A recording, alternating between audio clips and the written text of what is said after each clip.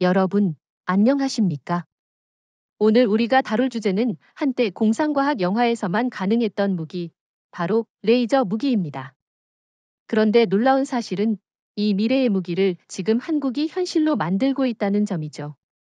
미국도, 중국도, 일본도 아직 실험과 시제품 단계에서 허덕이는데 한국은 이미 30초 이상 연속 발사에 성공했습니다. 이건 단순한 기술이 아니라 전쟁의 규칙을 바꾸는 전환점입니다. 맞습니다. 제가 최근 국방 전문가들과 만났을 때 모두가 입을 모아 이야기하더군요. 이제는 총알과 미사일의 시대가 아니라 빛의 시대다. 특히 한국이 선택한 방향은 화학 레이저나 고체 레이저가 아니라 광섬유 결합형 고출력 레이저라는 점에서 국제적으로도 독보적입니다.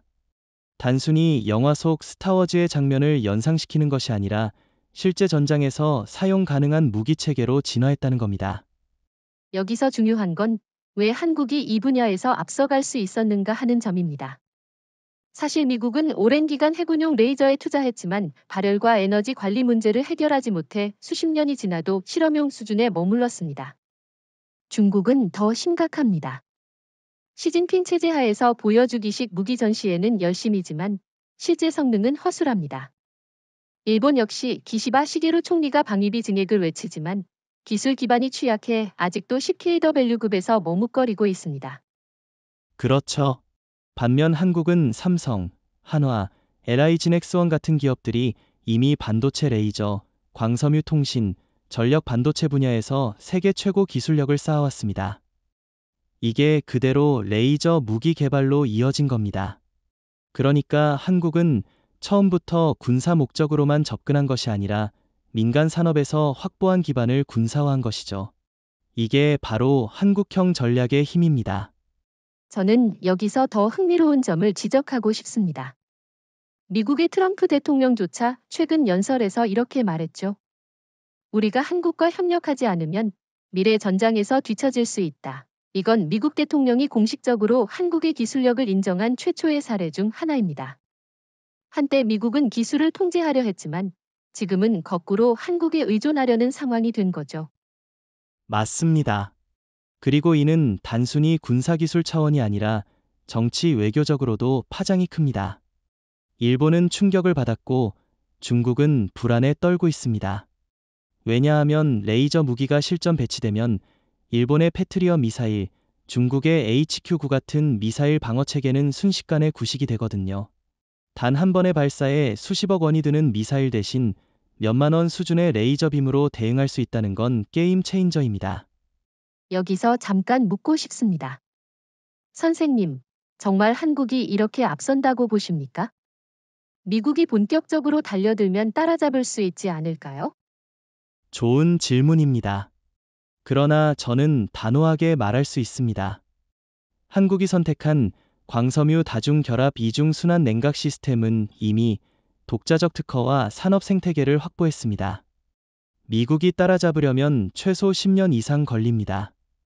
게다가 한국은 지금 이재명 대통령이 직접 국방 R&D를 국가 생존 프로젝트로 격상시키면서 속도를 2배로 올리고 있습니다. 반면 미국은 정치적 갈등과 예산 삭감에 발목이 잡혀 있죠. 중국은 복제에 의존하지만 원천 기술이 없고 일본은 여전히 실험 단계입니다. 그러니 한국이 이미 우위를 점했다고 보는 게 맞습니다. 결국 이건 단순한 무기가 아니라 한국이 세계 군사 패러다임을 다시 설계하는 순간이라는 말씀이군요. 공상과학에서 현실로 넘어온 이 빛의 무기가 이제 한국을 중심으로 세계 판도를 흔들고 있다는 것. 이것이 오늘 대화의 서론이자 핵심 메시지 같습니다. 이제 본격적으로 들어가 보죠. 한국형 레이저 무기의 핵심 원리는 바로 광섬유 결합형 고출력 레이저입니다. 사실 이 용어가 조금 어렵게 들릴 수 있지만 쉽게 말하면 여러 가닥의 고출력 광섬유 레이저를 하나의 강력한 빔으로 합쳐내는 기술입니다. 단순히 빛을 합치는 것이 아니라 위상까지 정확히 맞춰야 하기 때문에 세계적으로도 극소수 국가만 가능한 고도의 기술이죠. 맞습니다. 보통 미국이나 중국이 개발한 기존 레이저는 고체형이나 화학형을 기반으로 했습니다. 하지만 이 방식은 에너지 손실이 크고 발열이 심해 몇 초 이상 쏘기 어렵습니다. 반대로 한국이 선택한 광섬유 결합 방식은 에너지 효율이 높고 유지 보수도 훨씬 간단합니다. 이는 바로 한국이 세계 최고 수준의 광통신, 반도체 레이저 산업을 갖추고 있었기 때문에 가능한 선택이었죠. 민간 산업의 저력이 군사 기술로 직결된 사례입니다. 그런데 이런 질문을 하실 분도 있을 겁니다. 레이저가 그렇게 강력하다면 왜 미국은 못하고 한국이 먼저 했느냐? 사실 미국은 수십 년간 화학 레이저에만 집착했습니다. 거대한 시설과 엄청난 비용을 투자했지만 결국 현장에서 쓸 수 없는 괴물이 되어버렸죠. 반대로 한국은 시작부터 민간 산업에서 검증된 광섬유 기술을 응용했기 때문에 훨씬 효율적으로 접근할 수 있었던 겁니다. 여기서 흥미로운 점은 중국도 광섬유 결합 방식을 시도하고 있다는 겁니다. 그러나 문제는 정밀 제어입니다. 광섬유 레이저는 단순히 여러 개를 묶는 게 아니라 각각의 파장을 미세하게 조정해 하나의 위상으로 맞춰야 합니다. 이건 반도체 제조나 나노, 공정 수준의 기술력이 없으면 불가능합니다. 한국은 삼성전자와 같은 기업들이 이미 EUV 리소그래피 장비를 다루며 나노 단위 제어 능력을 확보했기 때문에 가능한 거죠. 중국이 아무리 인력을 동원해도 이 정밀 제어 단계에서 벽에 부딪히고 있습니다. 일본은 어떤가요? 기시바 시게루 총리가 방위비를 크게 늘리겠다고 했지만 기술적 기반이 뒷받침되지 않으면 의미가 없지 않습니까? 일본은 광학 기술 전통이 있다고 자부하지만 문제는 응용 능력입니다.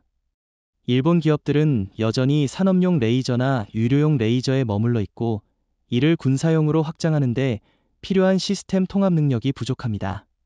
반면 한국은 방산 기업과 IT 기업, 그리고 에너지 기업이 함께 협업하는 구조를 만들었습니다.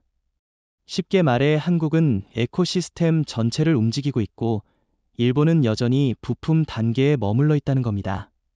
그러면 이렇게 물어보죠. 이재명 대통령이 최근 강조한 원천 기술 독자 확보라는 말, 그게 바로 이 광섬유 결합 레이저에 적용된다고 봐도 되겠습니까? 네, 정확합니다. 한국은 단순히 무기를 조립하거나 수입하는 수준이 아니라 원천 알고리즘부터 파워 모듈, 냉각 시스템, 제어 소프트웨어까지 전부 독자적으로 확보했습니다. 이건 단순히 레이저를 만들었다는 차원이 아니라 전 세계적으로 몇 나라만 보유한 원천 기술을 한국이 손에 쥐었다는 의미입니다. 게다가 한국은 특허 전략까지 병행하고 있어 앞으로 미국이나 유럽조차 한국의 라이선스를 받아야 할 가능성이 큽니다. 저는 여기서 하나의 사례를 들어보고 싶습니다. 최근 공개된 실험 영상을 보면 한국형 레이저 무기가 무인기를 단 몇 초 만에 격추시키는 장면이 나옵니다. 반면 미국의 실험에서는 같은 무인기를 잡는 데 실패하거나 시간이 훨씬 오래 걸렸죠. 이 차이는 단순히 출력의 문제가 아니라 빈품질과 안정성에서 나오는 겁니다. 한국의 광섬유 결합 기술이 바로 그 비밀입니다. 그렇습니다. 또 하나 주목해야 할 건 이 기술이 앞으로 더 확장 가능하다는 점입니다. 지금은 300kW 급이지만 같은 원리로 500kW, 1메가와트까지 갈 수 있습니다. 즉 지금은 무인기, 로켓, 소형 미사일 방어용으로 쓰이지만 미래에는 위성 파괴나 장거리 전략무기 대응까지 가능해집니다. 한국이 단순히 전술 무기를 넘어 전략 무기 기술을 확보하게 되는 거죠. 여기서 또 반론을 제기해 보겠습니다. 어떤 분들은 레이저는 날씨에 약하다, 비나 안개가 끼면 못 쓴다라고 비판합니다. 이런 지적에 대해 어떻게 보십니까? 좋은 지적입니다. 하지만 한국은 이 부분도 대비하고 있습니다. 첫째, 다중 파장 기술을 적용해 기상 조건에 따른 산란을 최소화합니다. 둘째, 실제 전장에서 날씨가 안 좋을 때는 기존 미사일 요격 시스템과 혼합 운용합니다. 즉 한국은 레이저만으로 모든 걸 해결하겠다는 게 아니라 기존 체계와 하이브리드로 설계하고 있는 겁니다. 그래서 더 현실적이고 강력한 방어 체계가 만들어지는 거죠. 결국 정리하자면 한국의 레이저 무기 원리는 단순히 빛을 쏘는 게 아니라 정밀 제어 산업 기반 시스템 통합이라는 세 가지 축이 완벽하게 맞아떨어진 결과라는 말씀이군요. 미국은 구식 개념에 같았고 중국은 원천 기술이 없으며 일본은 응용 능력이 부족한 상황에서 한국만이 정답을 찾아낸 겁니다. 네, 맞습니다. 그래서 저는 이번 기술을 두고 이렇게 말하고 싶습니다. 이건 단순한 무기가 아니라 한국이 21세기 군사 패러다임을 선도할 수 있다는 증명서다. 자, 이제 우리가 짚어야 할 핵심 난제는 바로 히트 문제입니다. 사실 레이저 무기 개발에서 가장 큰 걸림돌이 바로 이 발열 문제 아닙니까? 출력이 커질수록 레이저 모듈과 광섬유에서 엄청난 열이 발생하는데 이를 해결하지 못하면 몇 초 이상 발사도 불가능하죠. 그래서 미국도 수십 년 동안 진전을 못 이룬 것이고 중국은 보여주기식 시연에만 그친 겁니다. 맞습니다. 레이저 무기는 원리적으로 보면 전기를 빛으로 바꾸는 과정에서 상당한 손실이 생깁니다. 그리고 그 손실이 곧 열로 변환되죠. 문제는 이 열이 축적되면 빔 품질이 흐트러지고 결국에는 장비 자체가 손상됩니다. 그래서 기존의 레이저 무기들은 몇 초 쏘고 식히고 다시 몇 초 쏘고 식히는 방식이었는데 전장에서 이건 사실상 쓸모가 없었습니다. 그런데 한국은 이 부분에서 획기적인 해법을 제시했습니다. 바로 이중순환 냉각 시스템이죠. 쉽게 말해 자동차 엔진 냉각 방식과 비슷하지만 훨씬 정교하고 다단계 구조를 가진 시스템입니다. 하나는 내부 모듈을 빠르게 냉각시키는 순환, 다른 하나는 외부 열 교환기를 통해 지속적으로 열을 방출하는 순환. 이렇게 두 개의 루프가 동시에 돌아가면서 발열을 실시간으로 제어합니다. 결과적으로 한국형 레이저 무기는 30초 이상 연속 발사가 가능해졌습니다. 그게 정말 대단한 겁니다. 단순히 30초라는 숫자 이상의 의미가 있습니다. 왜냐하면 실제 전장에서 무인기 때 공격이 들어올 때 단발 사격으로는 대응이 어렵습니다. 최소 수십 초 이상 연속으로 빔을 유지해야 여러 대를 동시에 제압할 수 있죠. 그러니까 한국이 이 냉각 문제를 해결했다는 건 레이저 무기가 실험실 장난감에서 실전 무기로 도약했다는 뜻입니다. 여기서 궁금한 게 하나 있습니다. 미국은 자본과 연구력이 넘쳐나는 나라 아닙니까? 그런데 왜 이 이중순환 냉각 같은 해법을 못 찾았을까요? 좋은 질문입니다. 미국은 오랫동안 거대하고 복잡한 시스템에만 집중했습니다. 화학 레이저, 초대형 냉각 장치, 거대한 발전기. 결국 너무 비효율적이었죠. 반대로 한국은 민간 전자 자동차 산업에서 이미 소형 고효율 냉각 기술을 확보하고 있었습니다. 삼성의 반도체 냉각 기술, 현대자동차의 전기차 배터리 열 관리 기술, 이런 것들이 방산 분야로 넘어와 응용된 겁니다. 이게 한국의 장점이자 차별성입니다. 작지만 강하고 단순하지만 효율적인 해법.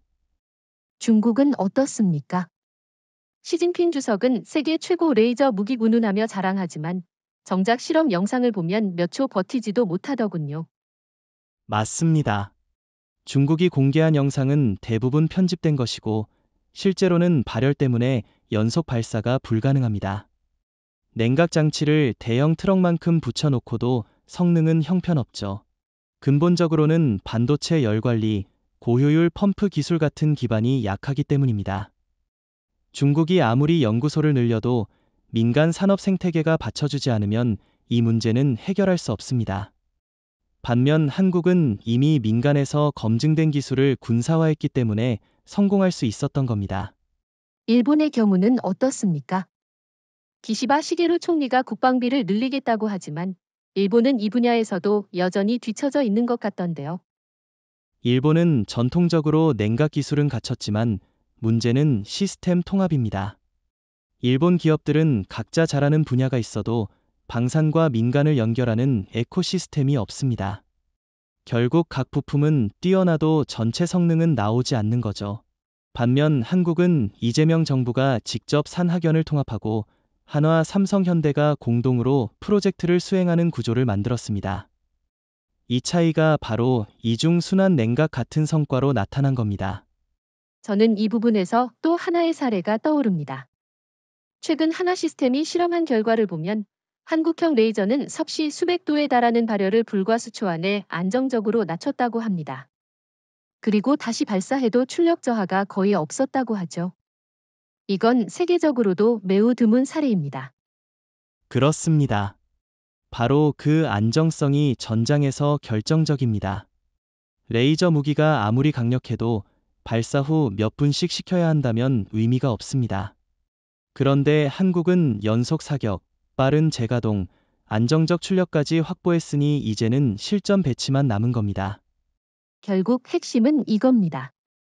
미국은 돈으로도 못 해결한 문제를, 중국은 규모로도 못 해결한 문제를, 일본은 조직력 부족으로 못 해결한 문제를, 한국은 이중순환 냉각이라는 혁신적 접근으로 정면 돌파했다는 것, 그리고 이게 바로 한국 레이저 무기를 세계 최초 실전형으로 만든 결정적 요인이라는 거죠.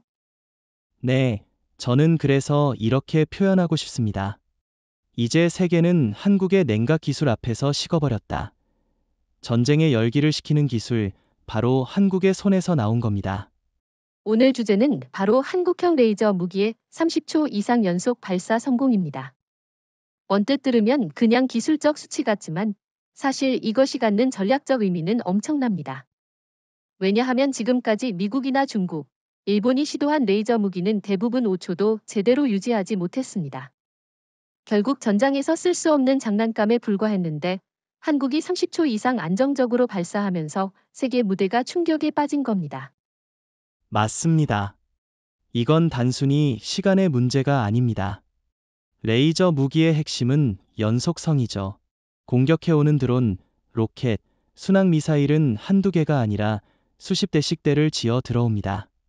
그런데 몇 초만 쏟아 꺼진다면 그걸 막을 수가 없죠. 따라서 30초 이상 연속 발사에 성공했다는 건 곧 실전에서 쓸 수 있다는 증명입니다. 한국이 세계 최초로 이 벽을 넘었다는 점이 의미가 크죠. 여기서 흥미로운 건 미국조차도 이걸 인정했다는 점입니다. 트럼프 대통령은 최근 연설에서 한국은 우리보다 먼저 레이저 무기의 실전 기준을 충족했다라고 말했죠. 미국이 다른 나라의 군사 기술을 이렇게 노골적으로 인정하는 건 이례적입니다. 사실상 미국이 한국에게 게임 체인저라는 훈장을 달아준 셈 아닙니까? 그렇습니다. 그런데 미국만 충격을 받은 게 아닙니다. 일본은 더욱 큰 충격에 빠졌습니다. 기시바 시게루 총리는 방위비를 GDP의 2% 이상으로 늘리겠다고 했지만 정작 일본 자위대가 보유한 레이저 시제품은 10초도 못 버팁니다. 그러니 한국이 30초 이상 성공했다는 소식이 알려지자 일본 방위성 내부에서 우리는 최소 10년 이상 뒤처졌다라는 자조 섞인 보고서가 나왔다고 합니다. 중국도 불안해하는 것 같습니다.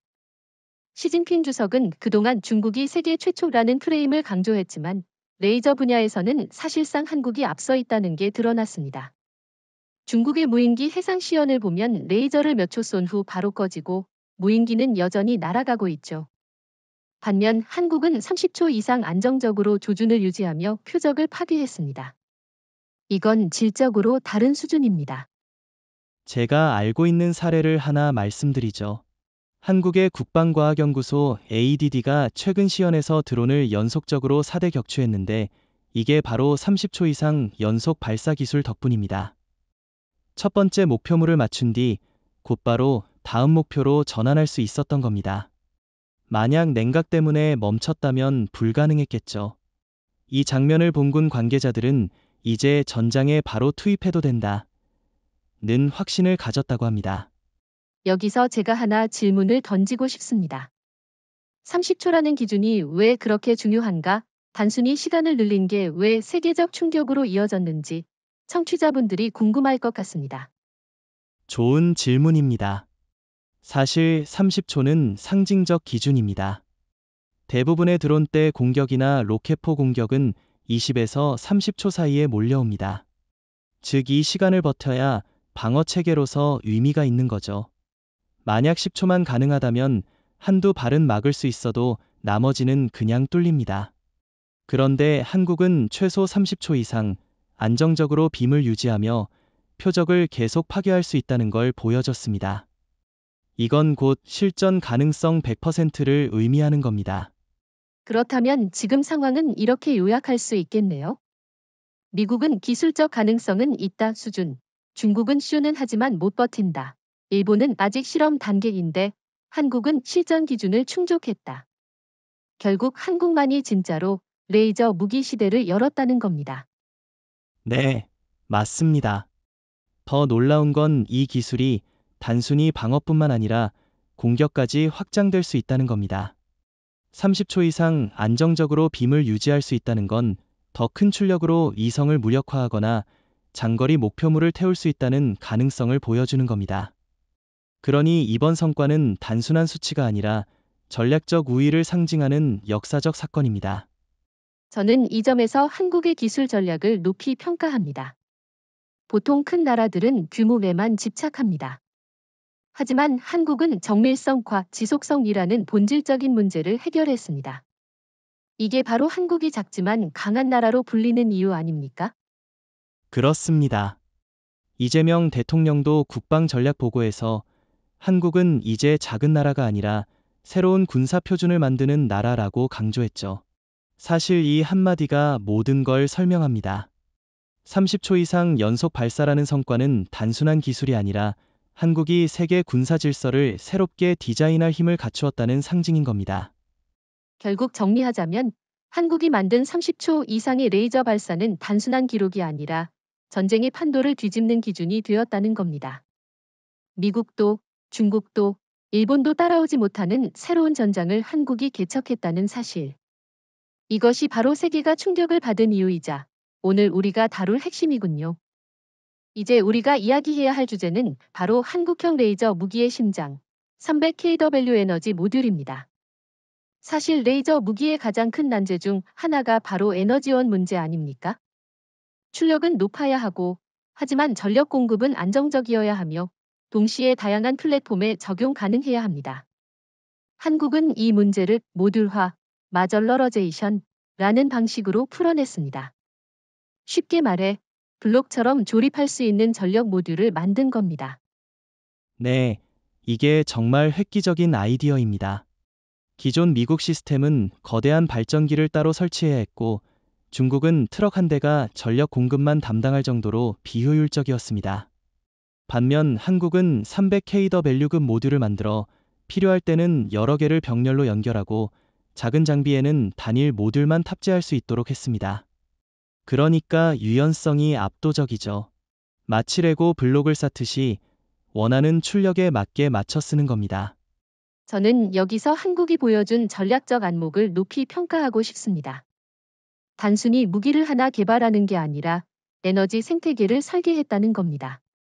예를 들어 같은 300kW 모듈이 함정에도 들어가고 지상 차량에도 들어가고 심지어 고정식 기지에도 들어갑니다.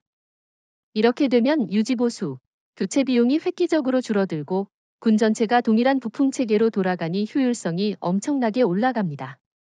그렇습니다. 또 하나 중요한 점은 이 모듈이 단순히 군사용으로만 쓰일 수 있는 게 아니라는 겁니다. 한국은 이미 전기차, ESS, 에너지 저장 시스템, 고속 충전 기술에서 세계적 강국 아닙니까? 그런 기술들이 결합돼 만들어진 것이 바로 이 300kW 모듈입니다. 그러니까 민간과 군이 같은 플랫폼을 공유하는 셈이죠. 이건 단순히 전력 장치가 아니라 한국형 산업 국방 융합 모델의 상징입니다. 여기서 반론을 하나 제기해 보겠습니다. 일부에서는 300kW로 충분한가? 라는 의문을 제기합니다. 미국은 이미 500kW급을 목표로 한다고 발표했으니까요. 이 점에 대해 어떻게 생각하십니까? 좋은 지적입니다. 하지만 중요한 건 숫자가 아닙니다.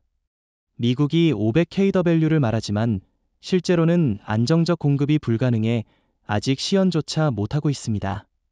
반대로 한국은 300kW를 안정적으로 확보했고 연속 발사까지 성공했습니다. 이건 실전 배치 가능한 수준이라는 의미입니다. 즉, 한국은 현실적이고 검증된 300kW, 미국은 이론 속에 500kW라는 차이가 있는 겁니다. 오히려 한국이 먼저 실전에서 쌓은 경험이 미래 500kW 1메가와트급으로 가는 디딤돌이 됩니다. 그렇군요. 다시 말해 한국은 작지만 확실한 성과를 통해 점진적으로 확장해가는 전략을 택했고, 이게 오히려 더 현실적이라는 거죠. 사실 이건 한국 산업 전반의 특징과도 닮아 있습니다. 반도체, 자동차, 조선업에서도 한국은 처음부터 거대 규모를 노린 게 아니라 작지만 효율적인 제품으로 시작해 점점 세계를 장악했지 않습니까? 맞습니다. 그리고 이 전략은 레이저 무기에도 그대로 적용되고 있습니다. 한국은 이미 300kW 모듈을 여러 플랫폼에 맞춰 테스트하고 있습니다. 예컨대 KDDX 차세대 구축함에는 4개 모듈을 병렬 연결해 1.2MW까지 확장 가능하고 지상 전투 차량에는 1개 혹은 2개 모듈만 넣어 300에서 600kW로 운용할 수 있습니다. 유연성이야말로 한국만의 장점입니다. 중국과 일본은 이런 구조를 갖추지 못했죠. 중국은 여전히 트럭 하나, 무기 하나 방식으로 거대하고 불편한 시스템입니다. 일본은 아예 100kW급도 안정적으로 돌리지 못합니다. 결국 한국만이 모듈형 생태계를 통해 전략적 우위를 차지한 셈이군요. 네, 더 흥미로운 건 이 300kW 모듈이 단순히 레이저 무기에만 쓰일 게 아니라는 점입니다. 한국은 향후 레일건, 고출력 전자기 펄스 무기 같은 차세대 무기에도 이 모듈을 적용할 계획을 세우고 있습니다. 즉, 한국이 만든 이 작은 상자 하나가 향후 미래 전장의 모든 무기 체계의 표준 전력원이 될 수 있다는 거죠. 정말 대단합니다. 저는 그래서 이렇게 말하고 싶습니다. 한국은 무기를 만든 게 아니라 플랫폼을 만든 것이다. 300kW 모듈은 단순한 전력 장치가 아니라 한국이 미래 전장의 공통 언어를 만들어낸 발명품입니다. 네, 그리고 그 덕분에 한국은 이제 단순한 무기 수출국이 아니라 전력 생태계 공급자가 되었습니다. 앞으로 다른 나라들이 레이저 무기를 개발하려 해도 결국 한국의 모듈 시스템과 호환되지 않으면 유지 보수에서 막힐 수밖에 없습니다. 한국이 사실상 표준을 장악한 겁니다. 결국 핵심은 이겁니다. 한국의 300kW 모듈은 단순한 기술이 아니라 군사적 산업적 패권을 동시에 확보하는 도구라는 것. 미국은 아직 불안정하고 중국은 뒤처졌으며 일본은 시도조차 힘든 상황에서 한국만이 현실적이고 완성된 해법을 제시한 거죠. 맞습니다. 그래서 저는 이렇게 표현하고 싶습니다. 한국의 300kW 모듈은 작은 상자 속에 담긴 국가 전략이라고요. 이 작은 상자가 바로 한국을 군사 강국, 산업 강국으로 끌어올리는 심장입니다. 오늘은 한국형 레이저 무기의 또 다른 강점, 바로 플랫폼 다변화에 대해 이야기해 보겠습니다. 한 가지 기술을 바탕으로 바다, 땅, 하늘, 심지어 고정시키지까지 모두 커버할 수 있다는 건데 사실 이게 한국 전략의 진짜 힘 아닙니까? 맞습니다. 과거 무기 체계는 대부분 특정 플랫폼 전용이었습니다. 해군용은 해군용, 육군용은 육군용으로 따로 개발했죠. 그런데 한국은 이번 레이저 무기를 설계할 때부터 하나의 생태계라는 철학을 세웠습니다. 동일한 300kW 모듈과 광섬유 결합 기술을 기반으로 필요에 따라 구축함에도 장갑차에도 공항 방어 기지에도 그대로 적용할 수 있게 한 겁니다. 여기서 저는 한국이 보여준 효율성을 강조하고 싶습니다. 미국이나 중국처럼 돈이 많으니 각 군이 따로따로 무기를 만든다는 접근이 아니라 한국은 자원이 제한적이니 하나로 통일해 모든 곳에 적용한다는 전략을 택했죠. 그런데 그게 오히려 군 전체의 효율성을 극대화하고 유지 비용을 절감하는 결과를 낳았습니다. 네, 예를 들어 해군 구축함에 탑재되는 버전은 다중 모듈을 병렬 연결해 1메가와트 이상까지 확장할 수 있습니다. 반면 육군 차량에 들어가는 버전은 모듈 1에서 2개만 장착해 기동성을 유지하면서도 드론 요격에는 충분합니다. 공군 기지에 들어가는 고정식 버전은 모듈을 여러 개 연결해 지속적으로 24시간 방어가 가능하죠. 이 모든 게 동일한 기술 기반에서 나옵니다. 그러니 군수 지원 체계도 단일화되고 비용도 크게 절감되는 겁니다. 그런데 이런 접근법을 보고 일부에서는 너무 범용적으로 만들면 특정 성능이 떨어지는 것 아니냐라는 우려를 제기하기도 합니다. 정말 그런 문제가 있을까요? 그건 오해에 가깝습니다. 범용성과 특화는 대립하는 개념이 아니라 설계 철학의 문제입니다. 한국은 모듈화 맞춤형 통합이라는 방식을 택했기 때문에 플랫폼별 요구 성능을 충족하면서도 기본 구조는 동일하게 유지할 수 있습니다. 예컨대 KDDX 구축함에 탑재되는 버전은 안정성 중심으로, 육군 버전은 기동성 중심으로 설계하되 핵심 모듈은 동일합니다. 즉, 성능 저하 없이 범용성을 확보한 사례인 겁니다. 저는 이 점이 한국의 산업 DNA와 닮아 있다고 생각합니다. 현대자동차를 보십시오. 같은 플랫폼을 기반으로 세단, SUV, 전기차를 모두 만들어냅니다. 반도체 산업도 마찬가지죠. 하나의 공정 기반으로 수많은 칩을 설계합니다. 이번 레이저 무기도 똑같은 철학이 적용된 거 아닙니까? 정확합니다. 한국은 이미 민간 산업에서 축적된 플랫폼 공유 생태계 전략을 군사 분야에 옮겨왔습니다. 반면 일본은 여전히 제품 단위 사고에 묶여 있고 중국은 각군이 따로따로 개발의 비효율이 심각합니다. 예를 들어 중국 해군용 레이저와 육군용 레이저는 구조가 달라서 부품 호환이 거의 안 됩니다. 유지비만 폭증하고 실전에서는 오히려 혼란을 일으키죠. 실제 사례를 하나 들어볼까요? 최근 한국 육군은 레이저 무기를 탑재한 장갑차를 시범 운용했는데 이게 곧바로 공군기지 방어 시험에도 활용됐습니다. 동일한 모듈, 동일한 소프트웨어 덕분에 별도의 적응 훈련이 거의 필요 없었다고 합니다. 반대로 일본 자위대는 해상 자위대가 쓰는 무기와 항공 자위대가 쓰는 무기가 완전히 달라 병사들이 전환 훈련에 몇 년씩 걸린다고 하더군요. 네, 바로 그 차이가 전력화 속도를 결정합니다. 한국은 같은 기술을 공유하니 몇 달 만에 전군 배치가 가능하고 일본과 중국은 훈련과 부품 관리 때문에 몇 년이 걸립니다. 전장에서 이 시간 차이는 치명적입니다. 또 하나 주목할 점은 한국이 이 기술을 아군뿐 아니라 동맹국에도 동일한 생태계로 제공할 수 있다는 겁니다. 만약 필리핀이나 폴란드가 한국산 레이저 무기를 도입한다면 동일한 300kW 모듈 기반이니 호환성이 보장됩니다. 이건 단순한 수출이 아니라 한국 중심의 방산 네트워크를 만드는 효과 아닙니까? 맞습니다. 저는 그래서 이재명 대통령이 최근에 한국은 이제 무기를 파는 나라가 아니라 시스템을 수출하는 나라라고 강조한 게 의미심장하다고 생각합니다. 과거엔 탱크, 전투기 한 대씩 팔았다면 이제는 전체 생태계를 파는 겁니다. 그 중심에는 바로 이 레이저 무기 생태계가 있습니다.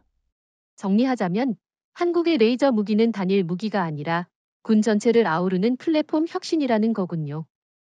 미국은 아직 부문별로 따로 움직이고 중국은 각 군이 중복 투자로 혼란에 빠져 있고 일본은 기술 부족으로 뒤처져 있습니다.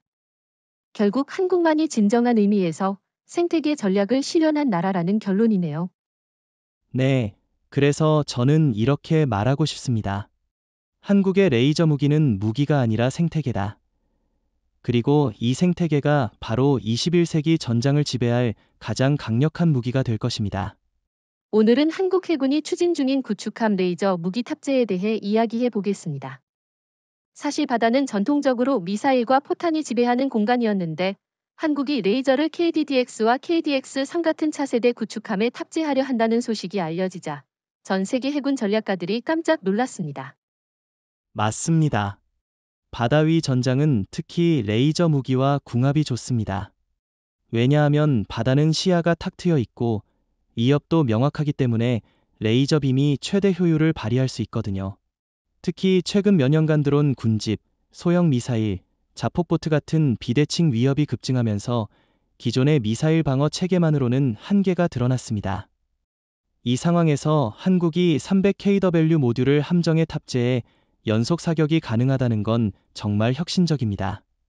여기서 흥미로운 건 한국이 단순히 새 무기를 얻는다가 아니라 구축함 자체를 레이저 무기 중심으로 설계한다는 겁니다.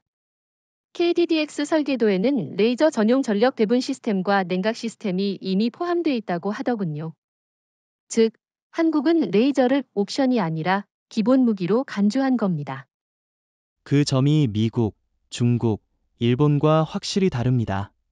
미국은 아직도 레이저를 보조 무기로 취급합니다.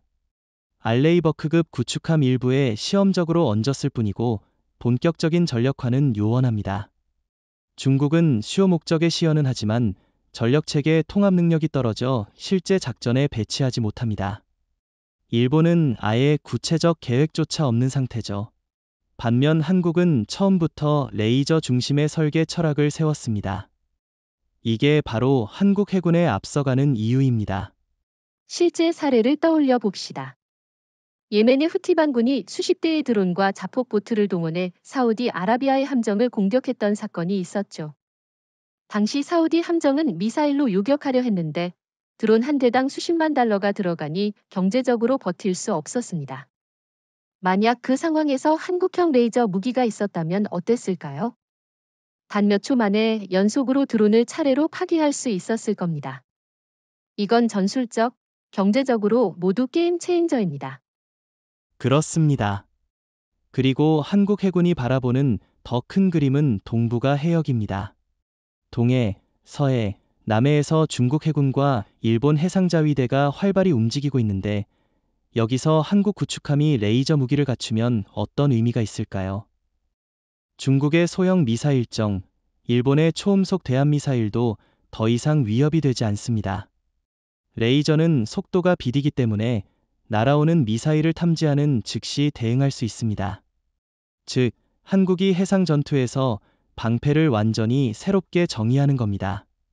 저는 여기서 반론을 던지고 싶습니다. 일부에서는 레이저는 파도, 습기, 날씨에 영향을 받는다. 바다에서 과연 제대로 작동할까? 라는 의문을 제기합니다. 이런 우려는 어떻게 보십니까? 좋은 지적입니다. 실제로 해상에서 습기와 소금기가 레이저 빔의 효율을 낮출 수 있습니다. 하지만 한국은 이 문제를 해결하기 위해 다중 파장 기술과 고출력 집중 모듈을 동시에 적용하고 있습니다. 쉽게 말해 여러 파장의 빔을 결합해 특정 환경에서도 산란을 최소화하는 겁니다. 게다가 레이저는 단독으로만 쓰이지 않고 미사일 요격 체계와 병행됩니다. 즉, 한국은 현실적 제약을 충분히 고려해 하이브리드형 방어 체계를 구축하고 있는 겁니다. 그렇군요. 결국 한국은 기술적 취약점까지 계산한 상태에서 해상 배치를 추진한다는 말씀이군요. 미국이나 중국처럼 보여주기식이 아니라 실전에서 당장 쓸 수 있는 무기로 설계한다는 점이 핵심이네요. 네. 더구나 한국 해군은 단순히 자국 방어만 생각하는 게 아니라 국제 해상로 안전까지 고려합니다. 한국은 세계 5위의 해운국이자 원유와 원자재 대부분을 바다로 들여옵니다. 따라서 해상 레이저 무기는 한국에게 단순한 국방 자산이 아니라 경제 생존선을 지키는 도구입니다. 이는 중국이나 일본이 따라올 수 없는 전략적 차별점입니다. 정리하자면 한국이 구축함에 레이저를 탑재한다는 건 단순한 무기 추가가 아니라 해상 전력의 패러다임 전환이라는 겁니다. 미국은 아직 실험, 중국은 보여주기, 일본은 계획조차 없는 상황에서 한국은 이미 실전 배치를 준비 중입니다. 이건 동북아 해상 질서뿐만 아니라 중동 아프리카 같은 해상 안보 지형까지 바꿀 수 있겠군요. 맞습니다. 그래서 저는 이렇게 결론 내리고 싶습니다. 21세기 바다를 지배하는 것은 더 이상 함포나 미사일이 아니라 한국이 만든 빛의 무기다. 한국 구축함 위에서 빛나는 레이저가 곧 세계 해군 전략의 새로운 기준이 될 겁니다. 이제는 해상에서 벗어나 지상으로 내려와 보겠습니다. 한국군이 준비하고 있는 또 하나의 혁신은 바로 장갑차와 기동 레이저 방어 시스템입니다. 사실 최근 전장에서 가장 위협적인 건 무인기와 드론대 공격, 그리고 게릴라식 로켓포 공격 아닙니까? 기존의 대공포나 미사일로는 비용이 너무 비싸고 대응 속도도 늦습니다. 그런데 만약 장갑차 위에 레이저를 얻는다면 상황이 완전히 달라집니다. 맞습니다. 특히 지상 전투에서의 레이저는 이동하는 방패 역할을 할 수 있습니다. 예를 들어 보병 부대가 전진할 때 하늘에서 자폭 드론이 몰려오면 지금까지는 방어가 사실상 불가능했습니다. 하지만 장갑차에 탑재된 레이저는 빛의 속도로 바로 요격할 수 있죠. 그것도 발사 비용은 거의 전기세 수준입니다. 한국이 300kW 모듈을 차량 크기에 맞게 줄여 탑재한 이유가 바로 여기 있습니다. 저는 이게 특히 중요하다고 생각합니다. 왜냐하면 한국은 산악 지형이 많고 북한이 수천 문의 장사정포와 드론을 동시에 운용할 수 있는 환경이기 때문이죠.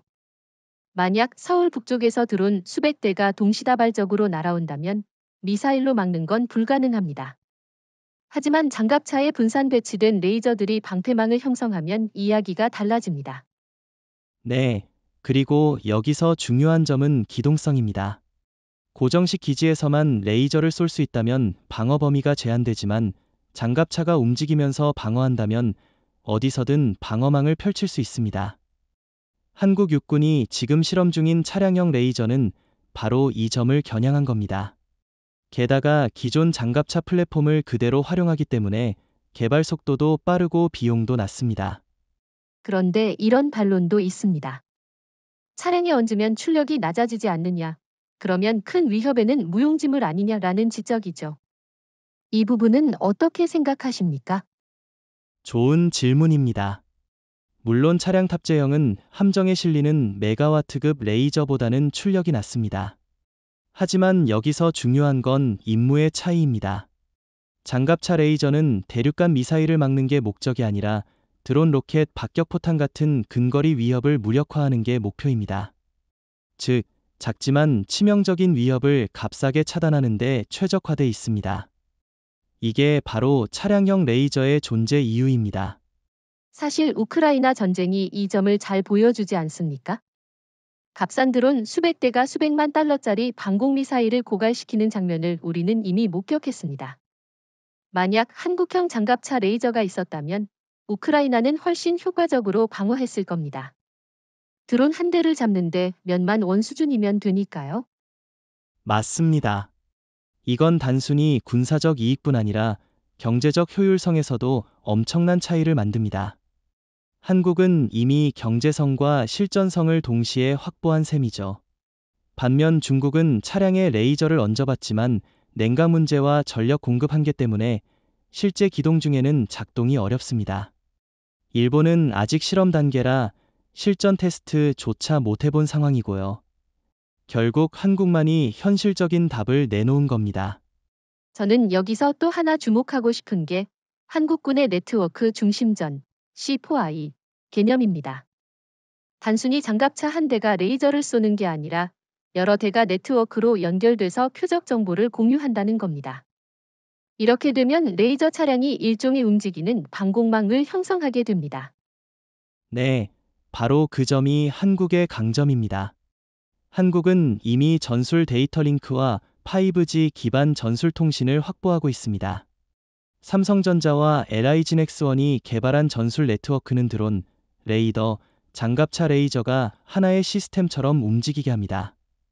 이건 미국도 아직 실험 단계이고 중국은 기술적 한계 때문에 따라오지 못합니다. 결국 한국이 네트워크와 레이저를 결합해 지상 방어의 새로운 표준을 만들고 있는 겁니다. 정리해보면 장갑차 레이저는 단순한 신무기가 아니라 지상의 패러다임 전환이라는 말씀이군요. 드론과 로켓이 지배하던 지상 전장을 한국이 다시 장악할 수 있는 무기. 비용은 저렴하고 기동성은 뛰어나며 네트워크로 연결돼 효율은 극대화된다. 이건 사실상 한국형 아이언돔을 넘어서는 새로운 개념 아닙니까? 그렇습니다. 저는 그래서 이렇게 말하고 싶습니다. 21세기 지상군의 진짜 방패는 강철이 아니라 빛이다. 그리고 그 빛을 만든 나라는 한국이다. 이제 우리는 지상기동 레이저를 넘어 고정식 레이저 시스템으로 눈을 돌려야 합니다. 특히 공군기지, 원자력 발전소, 대도시 같은 전략 거점을 지키는 역할인데 저는 이 부분이 한국에게 가장 중요한 응용이라고 생각합니다. 왜냐하면 한국은 수도권의 인구의 절반이 밀집해 있고 핵심 산업시설과 군사시설이 좁은 지역에 집중돼 있기 때문이죠. 맞습니다. 사실 한국이 처한 안보 환경은 세계적으로도 특수합니다. 북한의 장사정포와 미사일, 그리고 최근에는 무인기 침투 위협까지.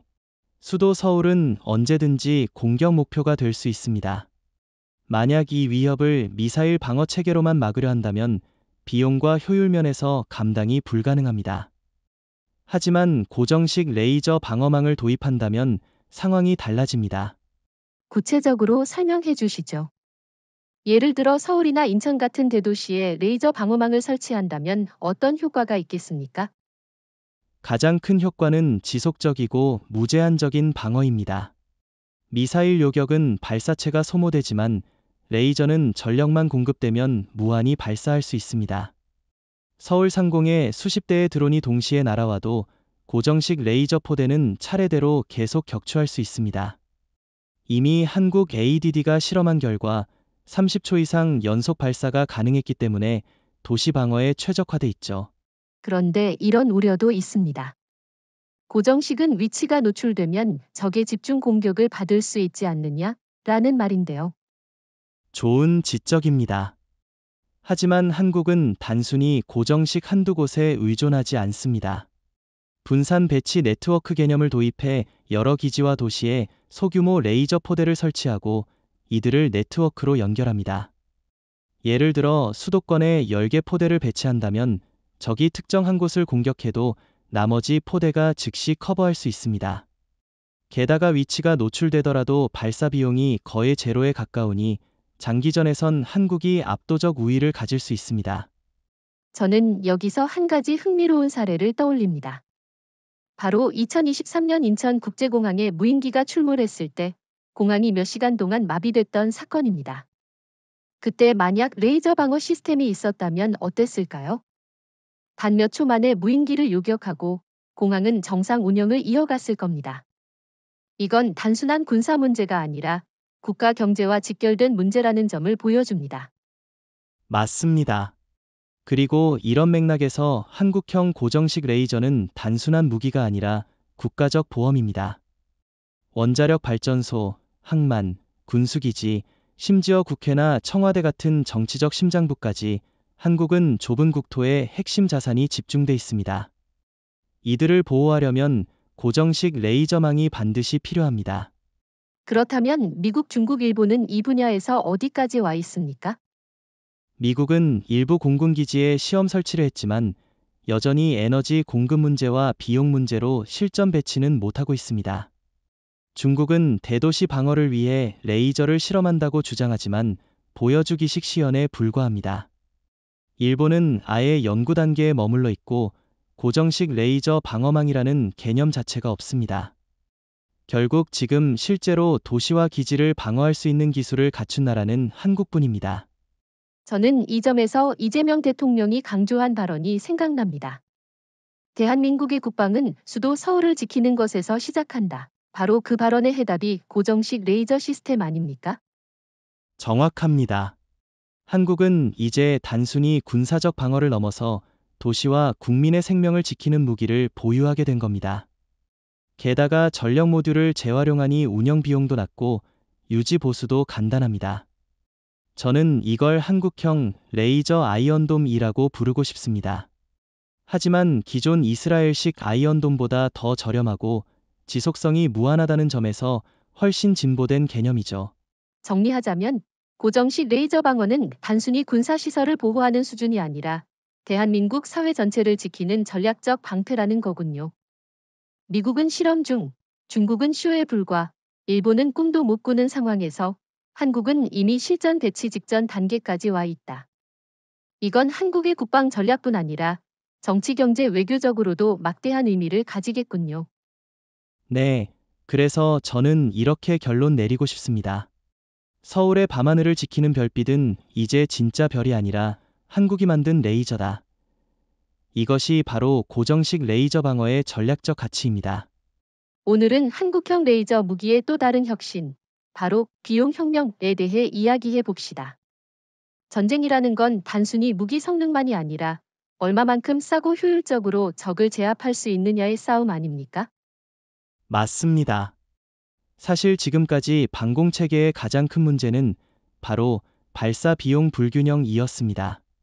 드론 한 대 가격은 수천 달러에 불과한데 그걸 요격하려면 수십만 달러짜리 미사일을 써야 했습니다. 이건 경제적 자살 행위죠. 러시아 우크라이나 전쟁에서도 이 문제가 드러났습니다. 값싼 드론이 수백만 달러짜리 방공 미사일을 고갈시키는 장면을 우리는 이미 목격했습니다. 그렇죠. 그런데 한국형 레이저 무기는 이 논리를 완전히 뒤집습니다. 레이저 한 발의 비용은 고작 전기세 수준입니다. 한 발 쏠 때마다 몇십 원, 몇백 원, 아무리 잡아도 몇천 원 정도입니다. 반면 요격되는 드론이나 로켓의 가격은 수천에서 수만 달러죠. 즉, 한국은 처음으로 발사 비용의 역전을 만들어낸 나라가 된 겁니다. 네, 이게 바로 코스트 퍼 샷, 코스트 PR 샤트 혁명입니다. 한국군 관계자들의 말을 들어보면 레이저 한 발 요격 비용은 미사일 대비 10분의 1, 000 수준이라고 합니다. 쉽게 말해 기존의 미사일 한 발 쏠 돈으로 레이저는 수천 발을 쏠 수 있다는 겁니다. 이건 단순한 절약이 아니라 전쟁 경제학 자체를 바꿔버리는 일이죠. 여기서 흥미로운 질문을 하나 해보겠습니다. 만약 북한이 수백 대의 드론을 동시에 띄운다면 한국군은 기존 체계로는 감당이 가능했을까요? 불가능합니다. 미사일로는 1에서 2차 공격까지만 막을 수 있고 재고와 비용 때문에 바로 한계가 옵니다. 하지만 레이저가 있으면 상황이 달라집니다. 발사 비용이 거의 제로이기 때문에 수백 대가 오더라도 차례차례 계속 요격할 수 있습니다. 즉, 북한의 드론 전략은 한국 앞에서 무력화되는 겁니다. 이 부분은 일본이나 중국에도 큰 충격일 겁니다. 일본은 방위비를 늘려 패트리엇, SM-3 미사일 같은 비싼 무기만 들여오고 있는데 이건 전혀 효율적이지 않습니다. 반면 한국은 레이저를 통해 싸게, 그러나 확실하게 라는 길을 선택했습니다. 중국도 마찬가지입니다.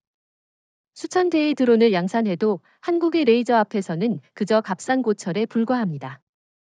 네, 그래서 저는 한국형 레이저 무기를 빈자의 전략을 부자에게 돌려주는 무기라고 부르고 싶습니다. 그동안 값싼 드론으로 강국을 괴롭히던 비대칭 전술이 한국 레이저 앞에서는 더 이상 통하지 않습니다. 이제는 오히려 강국이 값싸게 무제한 방어를 할 수 있게 된 겁니다. 실제로 한국군은 레이저 배치 후 요격당한 드론을 분석해보니 경제적 효과가 엄청났다고 하더군요. 기존 미사일로는 요격 한 번에 5억 원이 들었는데 레이저로는 몇만 원에 해결했다고 합니다. 이 차이는 단순히 국방 예산 절감이 아니라 장기전에서 한국이 압도적 우위를 점한다는 의미 아닙니까? 맞습니다. 전쟁은 단기간에 끝나지 않습니다. 결국 장기적으로 얼마나 버틸 수 있느냐의 싸움인데 한국은 레이저 덕분에 그 부담이 거의 사라졌습니다. 반대로 중국이나 일본은 여전히 비싼 무기에 의존하고 있어 장기전에 들어가면 감당하지 못할 겁니다. 이 점에서 저는 이재명 대통령의 국방 전략 발언이 떠오릅니다. 우리는 기술로 싸운다. 돈으로 지는 전쟁은 하지 않는다. 레이저 무기는 이 발언의 구체적 구현이라고 봐야겠죠. 정확합니다. 한국은 단순히 성능이 좋은 무기를 만든 게 아니라 경제 논리까지 바꿔버린 무기를 만든 겁니다. 이제부터 전장은 돈의 소모전이 아니라 기술의 지속전이 됩니다. 한국은 돈이 아니라 기술로 이기는 나라가 된 겁니다. 정리하자면 레이저 무기는 단순히 새로운 무기가 아니라 비용 전쟁의 종결자라는 거군요. 미국은 여전히 비싼 무기에 집착하고 중국은 값싼 드론에 기대고 일본은 비효율적인 구매에 의존하는 동안 한국은 가장 효율적인 무기 경제학을 창조했다. 결국 전쟁 비용을 무한히 줄일 수 있는 유일한 해답이 한국에서 나왔다는 사실이군요. 네, 그래서 저는 이렇게 결론 내리고 싶습니다. 한국 레이저는 빛으로 적을 태우는 동시에 전쟁 비용을 불태워버렸다. 이것이야말로 21세기 전쟁의 진짜 혁명입니다. 이제 본격적으로 비교 이야기를 해보죠. 한국이 이렇게 레이저 무기 분야에서 앞서 나갔다는 건 결국 세계 주요 강대국들과의 격차를 의미합니다. 미국, 중국, 일본이 다들 레이저 강국을 외치지만 실제로는 어디까지 와 있을까요? 좋은 질문입니다. 먼저 미국부터 짚어보겠습니다. 미국은 수십 년 동안 레이저 무기를 개발했지만 여전히 실험 단계에 머물러 있습니다. 알레이버크급 구축함에 탑재한 60kW 레이저 시스템은 드론 몇 대를 격추하는 데는 성공했지만 연속 사격과 대규모 위협 대응은 불가능했습니다. 즉, 미국은 돈은 많이 썼지만 성과는 제한적인 겁니다. 그럼에도 불구하고 미국은 여전히 우리가 세계 최강이라는 자부심이 있죠. 하지만 최근 트럼프 대통령이 언급한 발언이 기억납니다. 한국은 이미 우리가 해결 못한 문제를 해결했다. 이건 미국이 처음으로 한국을 기술적으로 인정한 발언이자 자존심을 내려놓은 순간이 아닐까요? 네, 맞습니다. 사실 미국은 냉각 시스템과 에너지 모듈화에서 한국만큼 효율적인 해답을 찾지 못했습니다. 미국식 시스템은 거대하고 무겁고 유지 비용이 많이 들죠.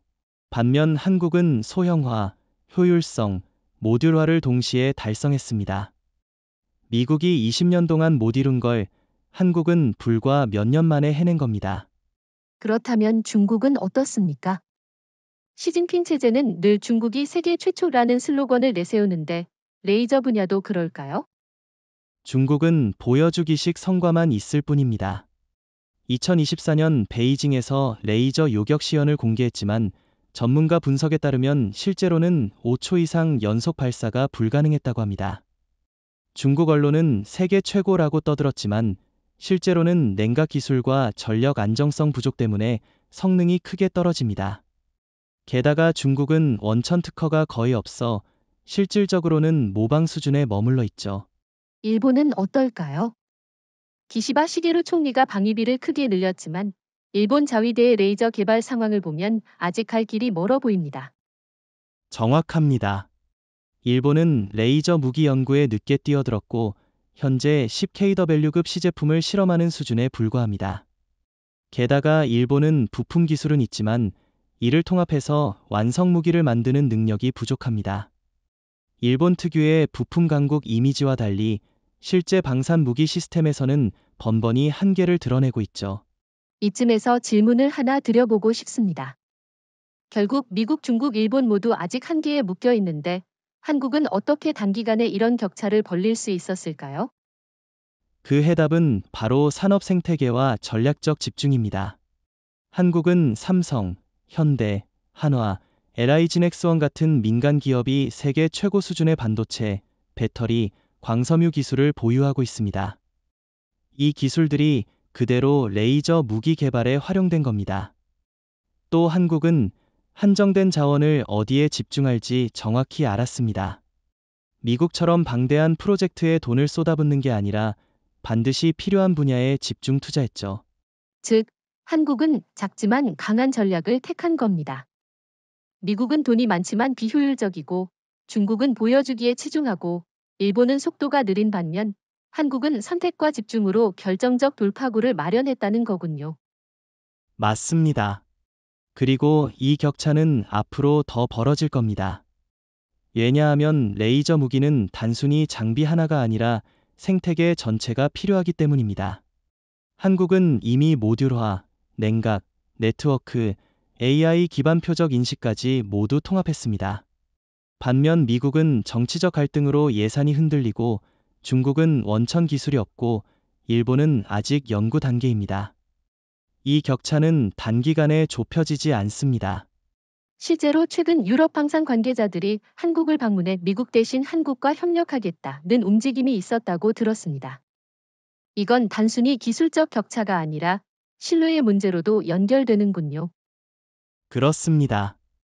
유럽은 미국 무기의 과도한 가격과 정치적 제약에 지쳐 있고 중국이나 일본은 신뢰할 수 없죠. 반면 한국은 기술력과 신뢰성을 동시에 확보했습니다. 그래서 한국은 단순한 기술 강국이 아니라 이제는 글로벌 표준 제시국이 되고 있습니다. 정리하자면 미국은 구식 방식에 묶여 있고 중국은 모방과 과장에 불과하며 일본은 속도가 느린 상황에서 한국만이 실전 배치 가능한 완성도를 갖췄다. 이건 단순한 기술 격차가 아니라 군사 패러다임의 주도권을 한국이 잡았다는 의미군요. 네, 그래서 저는 이렇게 결론 내리고 싶습니다. 미국이 돈으로도 못한 것, 중국이 인력으로도 못한 것, 일본이 전통으로도 못한 것, 그 모든 것을 한국은 기술과 집중으로 해냈다. 이것이 바로 글로벌 비교에서 드러나는 진실입니다. 오늘은 한국 레이저 무기 체계가 단순히 빛을 쏘는 무기가 아니라 AI와 C4I 네트워크가 결합된 지능형 무기라는 점을 짚어보려 합니다. 사실 레이저 무기의 성능은 출력이나 냉각만으로 결정되지 않지 않습니까? 얼마나 빠르게 적을 탐지하고 자동으로 조준하고 연속적으로 다수의 표적을 처리하느냐가 핵심이죠. 맞습니다. 예전의 전통적 방공체계는 사람이 일일이 표적을 확인하고 버튼을 눌러야 했습니다. 하지만 초당 수십 대의 드론이 몰려오는 상황에서는 사람이 도저히 대응할 수 없습니다. 그래서 한국은 레이저 무기 체계에 AI 기반 자동 탐지 추적 조준 시스템을 통합했습니다. 레이더와 광학 센서가 목표를 포착하면 AI가 즉시 우선순위를 정해 자동 발사까지 이어집니다. 사람이 개입하는 순간조차 필요 없는 거죠. 여기서 저는 질문을 던지고 싶습니다. AI가 전적으로 판단하는 게 과연 안전한가? 오작동하면 아군 피해가 생기지 않을까? 이런 우려도 있지 않습니까? 좋은 질문입니다. 한국은 그 부분을 대비해 이중 안전장치를 마련했습니다. AI가 우선 탐지하고 교전 후보를 제시하면 최종 발사 권한은 여전히 사람이 확인합니다. 하지만 이 과정이 수초 내에 이뤄지도록 설계돼 있어서 인간의 통제와 AI의 속도를 동시에 잡은 겁니다. 또 딥러닝 기반 알고리즘이 지속적으로 훈련되기 때문에 오인식률도 현저히 낮습니다. 반면 중국이나 일본은 이런 통합 알고리즘이 아직 초보 단계라 신뢰성이 떨어집니다. 저는 여기서 한국이 가진 산업적 배경이 떠오릅니다.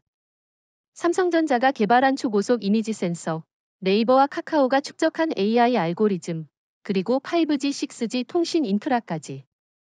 이런 민간 기술이 군사 네트워크에 적용되면서 한국은 레이저 무기마저 스마트 무기로 끌어올린 거죠. 정확합니다. 사실 C4I, 커맨드, 컨트롤, 커뮤니케이션즈, 컴퓨터즈, 인텔리전스 체계야말로 한국이 자랑할 수 있는 강점입니다. 한국군은 이미 전군 네트워크화가 상당히 진전돼 있고 미군조차 인정할 정도의 데이터 링크 기술을 갖고 있습니다. 위에 레이저 무기가 얹히니까 단순히 독립된 무기가 아니라 네트워크 중심전 NCW의 핵심 노드가 된 겁니다. 반대로 미국은 어떻습니까? 미국이야말로 C4I 강국 아니냐는 시각도 있는데요. 물론 미국은 여전히 세계 최강의 네트워크 군사력을 보유하고 있습니다. 하지만 문제는 지나친 복잡성입니다. 미군의 무기 체계는 너무 방대하고 각기 다른 시스템 간 호환성이 떨어집니다. 반면 한국은 처음부터 단일 생태계를 기반으로 AI와 C4I를 통합했습니다. 즉, 한국은 작지만 통합적이고 유연한 구조를 갖췄다는 점에서 실질적 효율성이 훨씬 높습니다. 중국은 어떤가요? 시진핑 주석이 인공지능 군사화를 강조했지만 실제로는 성과가 미미하다는 분석도 있던데요. 맞습니다. 중국은 양적 팽창에는 능하지만 정밀 제어와 AI 통합에서는 뒤처집니다. 중국의 AI 기반 레이더 시스템은 목표 탐지는 가능하지만 레이저 무기와 실시간 연동하는 수준은 아닙니다. 게다가 사이버 보안 문제도 심각해 실제 전시에는 신뢰할 수 없다는 평가가 많습니다. 반면 한국은 이미 실전에서 드론 침투를 탐지하고 이를 AI가 자동 분류에 요격하는 실험을 성공시켰습니다. 일본은 상황이 더 심각하죠. 기시바 시게루 총리가 아무리 방위비를 올려도 일본은 여전히 센서 AI 네트워크가 따로 놀고 있습니다. 그야말로 20세기식 사고에서 벗어나지 못한 겁니다. 네, 일본은 여전히 정밀 부품 강국이라는 이미지에 기대고 있지만 무기를 통합해서 네트워크화하는 데는 취약합니다. 한국은 반도체 통신 AI 방산이 모두 하나의 목표를 향해 달려가는 구조를 만들었기 때문에 가능한 성과죠. 결국 이렇게 정리할 수 있겠습니다. 한국 레이저 무기는 단순히 빛을 쏘는 장비가 아니라 AI와 C4I 네트워크가 결합된 스마트 전장 플랫폼이다. 미국은 복잡성에 묶여 있고 중국은 원천 기술이 없으며 일본은 구시대적 발상에 머물러 있다. 오직 한국만이 미래 전장을 설계할 수 있는 통합적 해답을 제시했다는 거군요. 맞습니다. 그래서 저는 이렇게 말하고 싶습니다. 한국 레이저는 단순한 무기가 아니다. 그것은 뇌와 신경망을 가진 생명체다. 전장을 스스로 인식하고 스스로 대응하는 무기. 그것이 바로 AI와 C4I가 결합된 한국형 레이저 무기의 진정한 가치입니다.